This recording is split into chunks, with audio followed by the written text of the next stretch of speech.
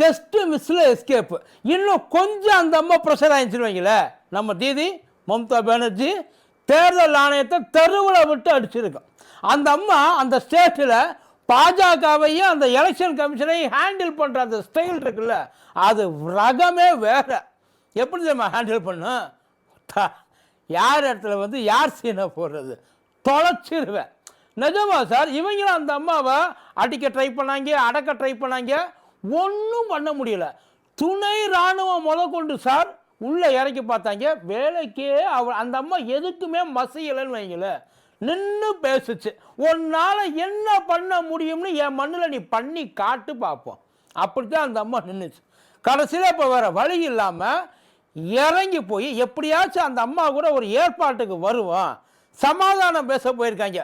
பெரிய மனசு பண்ணி இதை மட்டும்னாலும் செஞ்சு கொடுங்க, கொஞ்சம் ஒத்துழைப்பு கொடுங்க, இல்லைன்னா நாங்கள் செஞ்ச எல்லாமே பிஞ்சு போயிடும், எங்களை ஒரு ஸ்டேட்டில் இருக்க விட மாட்டாங்க அப்படின்ற ரேஞ்சுக்கு சட்ட ஏவுகணைகளை மம்தா அந்த வெஸ்ட் பெங்காலை நோக்கி ஏவி இருக்காங்கன்னு வைங்கள. இப்போ அந்த அம்மா அந்த ஏவுகணைகளை எப்படி சமாளிக்க போகுது? முழுக்க முழுக்க முழுக்க பெரிய பதட்டத்தில் வங்காளத்தில் இருக்கிறவங்க நல்லா தான் இருக்காங்க, வங்காளத்தில் காலை வச்சு ஆட்டணும்னு நினச்சாங்க பார்த்தீங்களா, முழுக்க முழுக்க பதட்டத்தில் இருக்கிறாங்க. ஏன் அப்படின்னா மேபி வெஸ்ட் பெங்காலோட எலெக்ஷன் கேன்சல் செய்யப்படலாம். அதான் பார்த்துருவோமா?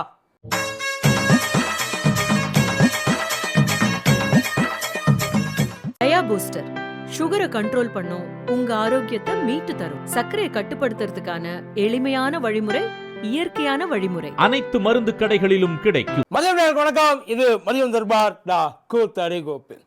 உச்ச நீதிமன்றத்துக்கு இப்போத்தான் வந்து லைட்டாக உள்ளுக்குள்ளே உறுத்துது போல. அவசரப்பட்டு இந்த எஸ்ஐஆரை நம்ம உள்ளுக்குள்ளே விட்டுட்டோமோ, நம்ம அப்பயே இவங்களை போட்டு அடக்கி வச்சிருக்கணும். ஏன்னா இந்த எஸ்ஐஆர் நடத்துறதுக்கான தகுதி, அந்த பவரு எலெக்ஷன் கமிஷனுக்கு இருக்கா அப்படின்ற ஒரு பெரிய கொஸ்டின் இப்போ எல்லார் மூஞ்சிக்கு முன்னாடியும் வந்து போயிட்டு இருக்கு. ஏன்னா நியாயமாக பார்த்தா இதை நடத்துறதுக்கான எந்த விதமான ரைட்ஸும் எலெக்ஷன் கமிஷனுக்கு கிடையாது. ஏன்னா இது என்னைக்கு ஆரம்பிச்சாலும் ஒரு ப்ராசஸ் அப்படின்னா பிரச்சனையை தீர்க்கறதுக்காகத்தான் ஒரு ப்ராசஸ். ஆனால் அந்த ப்ராசஸ் இருக்கிற எல்லா பக்கத்துலேருந்து பிரச்சனையை இழுத்துக்கிட்டு வந்துச்சுன்னா என்ன பண்ணுறது? செல்லும் இடமெல்லாம் செருப்படிம்பாங்க இல்லை, அந்த மாதிரி எஸ்ஐஆர் போன இடமெல்லாம் செருப்படி.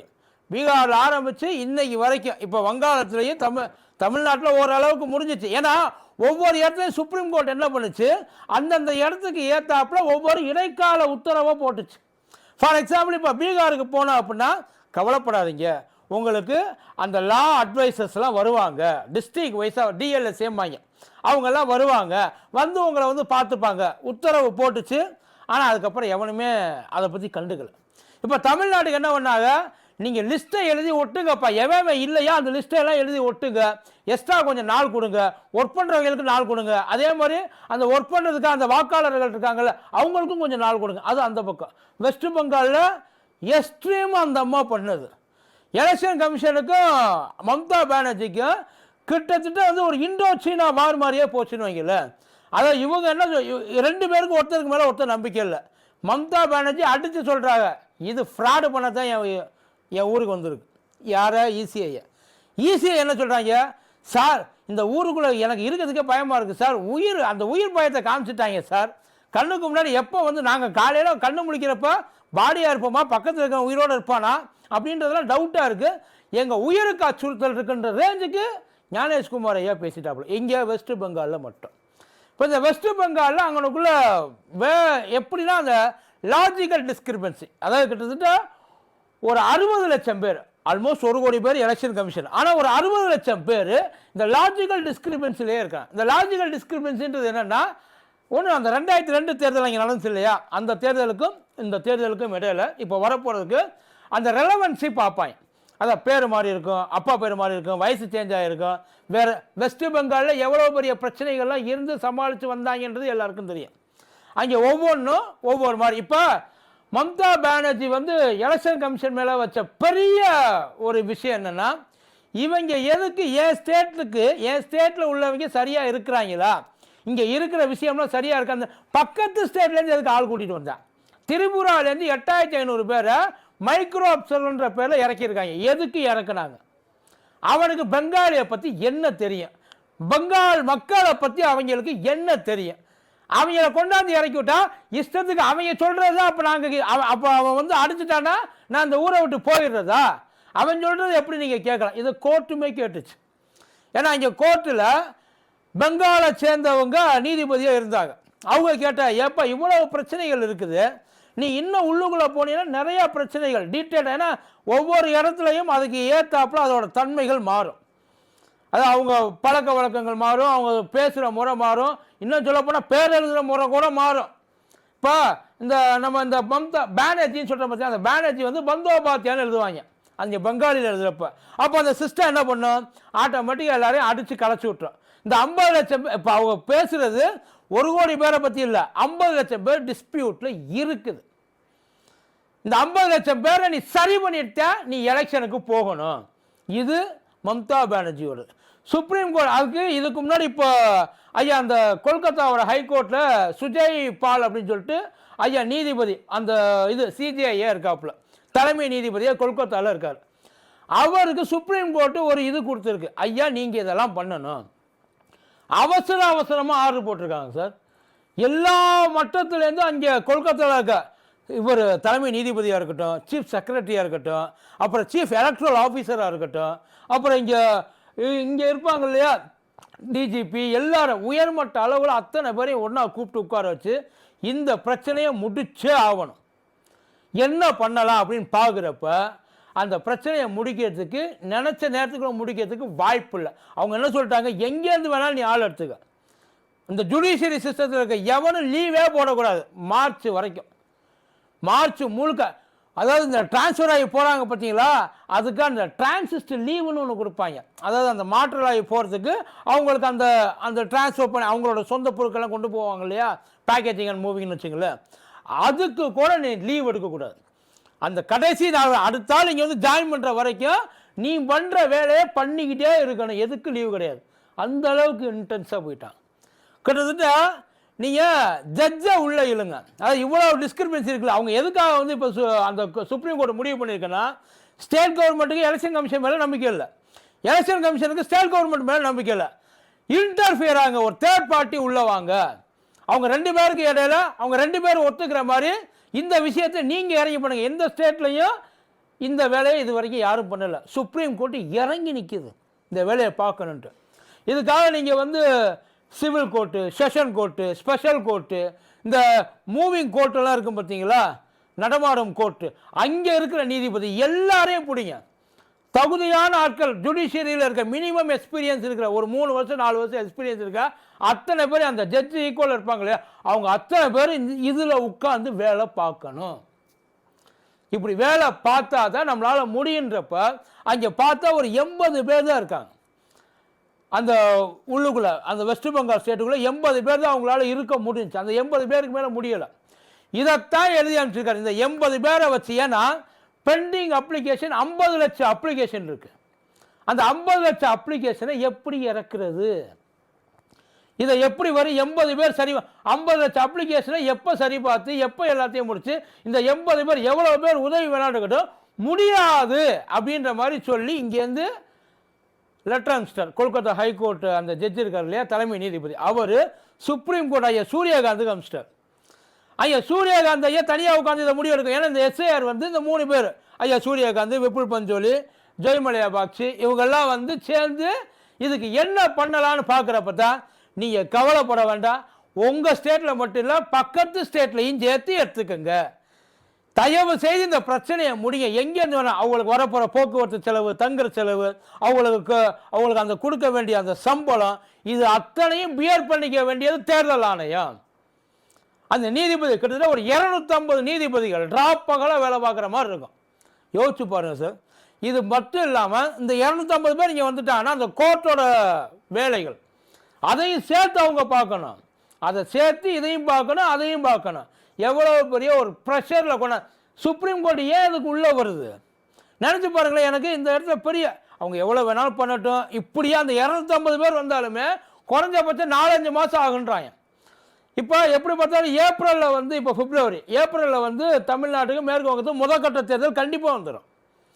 முதற்கட்ட தேர்தலை நடத்தியே ஆகணும். அப்படி நடத்துகிறப்ப இந்த லிஸ்ட், ஏன்னா பிப்ரவரி 28 ஃபைனல் டிராஃப்ட் கொடுக்கறதா எலெக்ஷன் கமிஷன் அறிவிச்சிருச்சு. இப்போ இதோட பெரிய குழப்படி என்னன்னா, சுப்ரீம் கோர்ட் இவ்வளவு வேலைகள் பார்க்குது இல்லை, இவ்வளவு வேலைகள் பார்த்தாலும் 28 நீ அதை ரிலீஸ் பண்ணிக்கலாம். எனக்கு புரியலை.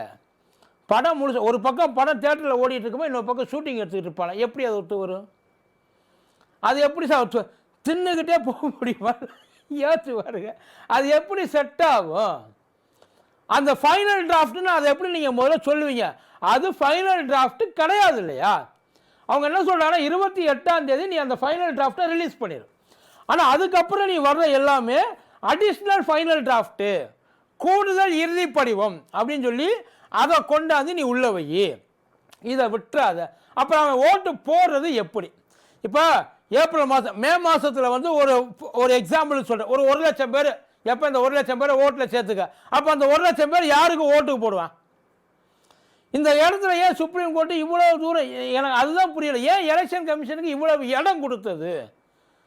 அது எவ்வளோ பெரிய ஒரு குழப்பத்தை உண்டு பண்ணி உட்கார்ந்துருக்கு தெரியுமா சார்? இப்போ எல்லா இடத்துலையும் இப்போ இதை பார்த்ததுக்கப்புறம் அடுத்தடுத்து எங்கேயாவது எஸ்ஐஆர் போனால் எல்லா இடத்துலையும் ஆளாளுக்கு ஒவ்வொன்றும் வரமாட்டாங்க இல்லை? யோசிச்சு பாருங்களேன், ஜார்க்கண்ட்லேருந்து வர்றாரு, பஞ்சாப்லேருந்து வர்றாரு, கோவாலேருந்து வர்றாரு, இப்போ இந்த பக்கம் இங்கே தெலுங்கானாலேருந்து ஏதாச்சும் ஒன்று வந்தாங்கன்னா என்ன பண்ணுவீங்க? ஒவ்வொருத்தருக்கும் உட்காந்து இதே மாதிரி எல்லா சைடும் நீதிபதி அனுப்பிச்சிக்கிட்டே இருப்பீங்களா? நீங்கள் போய் அவங்களுக்கு ஒரு வேலை இல்லை. இதுக்கு நம்ம என்ன பண்ண? பிரச்சனைக்கு காரணம் ஒன்று தான், எலெக்ஷன் கமிஷன். வேற இருக்கிற எல்லா இன்ஸுக்கும் ஒற்றதான் காரணம். அவனை கூப்பிட்டு வச்சு ஒழுங்காக ஒரு இதை போடு, எஸ்ஓபியை போடு. இப்போ போடுறாங்கல்ல, எல்லாத்துக்கும் எஸ்ஓபி போடுறாங்கல்ல, உனக்கு ஒரு எஸ்ஓபி. ஏன்னா நாடு முழுக்க ஒன்றால் நீ போராடம்னா நாரியில் கிடக்கு. உன்னை அடித்து ஏதாச்சும் ஒரு இடத்துல உனக்கு சப்போர்ட்டாக இருக்கிறாங்களா? ஆனால் இத்தனைக்கும் ஓல்ட்டையும் ஒரு ரிசோர்ஸும் கிடையாது. ஆனால் எல்லாம் நீ சொல்கிற மாதிரி நடக்கணும், அவசரமாக நடக்கணும். எப்படி நடக்கும்? எதுக்கு இப்போ இவ்வளோ அவசரம்? இத்தனை பேர் இந்த நாட்டு ஐயா அவங்க இருக்கு, அதை ஓடி போகிறவங்களுக்கு தான் நீ அவசரமாக பண்ணணும். இங்கேயே இருக்க போகிறவங்களுக்கு நீ ஏன் அவசரமாக பண்ணுற? நீ அவனை அடித்து வெளியில் துரத்துற, அதுதான் உண்மை. நீ அவனை அடித்து வெளியில் துரத்துற. அவங்ககிட்ட எல்லாமே இருக்குது. அதாவது இந்த ஈசி இருக்க எவன் சொல்கிறதையும் கேட்க மாட்டான். உச்சநீதிமன்றம் சொன்னிச்சு அந்த ஆதார் கார்டை சேர்த்துக்கிறதுக்கு. அந்த உச்சநீதிமன்றம் எவ்வளவு அழுது போராடுச்சுன்றது அதுக்கு மட்டும்தான் தெரியும். அவன் கடைசி வரைக்கும் சக்கன்ட்ட முடியாது. நான் எதுக்கு நீ சொல்கிறதுக்கு நான் கேட்கணும்? நான் சொல்கிறபடி நீ தீர்ப்பு எழுதுயான்ற மட்டும்தான் அவன் கேட்கல. மற்றபடி எல்லாத்தையும் கேட்டான் ஈசி. இப்போ இதுக்கு கொண்டாட வேண்டியது ஸ்டாண்டர்ட் ஆப்ரேட்டிங் ப்ரொசீஜர். அதை சொல்கிறேன். இன்னும் சொல்ல போனால் இவங்க செஞ்சது தப்பு, அரசியலமைப்பு சட்டத்துக்கு எதிரானது அப்படின்னு சொல்லி சுப்ரீம் கோர்ட்டு இதில் உள்ளே வந்திருக்கணும். ஆனால் ஏப்பா இந்த பிரச்சனை? ஏன்னா நாட்டுக்குள்ளே பெரிய குழப்பத்தை உண்டு பண்ணிடும். அப்போ உண்மையிலே இவங்க வந்து அதிகாரத்தை கையில் வச்சுக்கிட்டு ஆடிக்கிட்டு இருக்காங்களா? இவங்க நம்மளை வந்து வேண்டும்னு அவங்க இஷ்டத்துக்கு ஜனநாயகம்ன்றாங்க இல்லை? அது சார் ஜனநாயகம்னு சொன்னால் கூட தப்பாக போயிடல. ஜனநாயகம்ன்றது நான் இந்திய அரசியலமைப்பு சட்டத்தில் இருக்கிற சாதாரண மக்களுக்கு கிடைக்கக்கூடிய நியாயத்தை பற்றி சொல்லிக்கிட்டு இருக்கேன். அந்த ஜனநாயகம் கெட்டு போயிடும், அதுக்கு மேலே டவுட்டு வந்துடும், மக்களுக்கு இடையில வந்து அது பெரிய பிரச்சனையாகி போயிடும் அப்படின்றதுக்காக அது தலையில். ஆனால் இப்போ கொஞ்சம் கொஞ்சமாக மக்கள் அது மேலே இருக்க நம்பிக்கையை சொல்லாமல் கொள்ளாமலே பிடிக்கிட்டு இருக்கா. இப்போ இவங்க மேலே எல்லாருக்கும் டவுட். ஆமாம் சார், எல்லாம் இருக்கிற என்னைய நீ உனக்கு இங்கே எதுவுமே இல்லைன்னு சொன்னால் எனக்கு கோபம் வருமா வராதா? அந்த கோபத்தை நான் எங்கே கொண்டு போய் காமிக்கிறது? சிஸ்டம் தப்பாக இருக்குது.